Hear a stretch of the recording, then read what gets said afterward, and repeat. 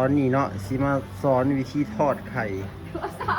เต้าไอ้ จากแม่ค้าสาวปานคนงามสาวปานเป็นสาวปากเซ่เลยพี่น้องเลย FC เด้อสาวปานนาคาม เมืองสุขุมา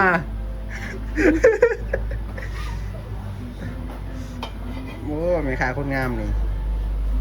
ใส่ไข่นะโอ้ เต้าไอ้ดำมาต้องนี่ ถอดได้แม่ค้าคนงามว้าว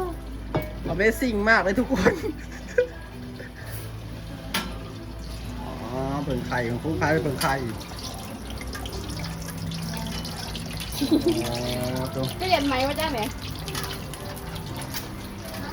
ซาปากเซ่ทอดไข่เนาะทอดไข่ดาวเนาะ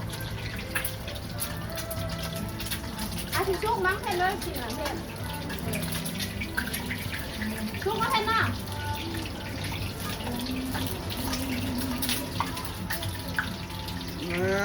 เรียบร้อยแล้วบ่นะ ไม่เรามาชุกกันเลย บุซุกบ่ซุกหรือบุซุกเราได้ดีไหมนี่ฮะ ชุกเจ้ยใครเล่าเนี่ย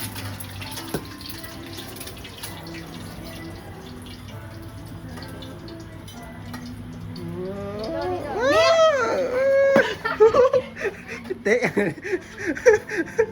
โอ้ โอ้ยเจ้านี่มันอะไร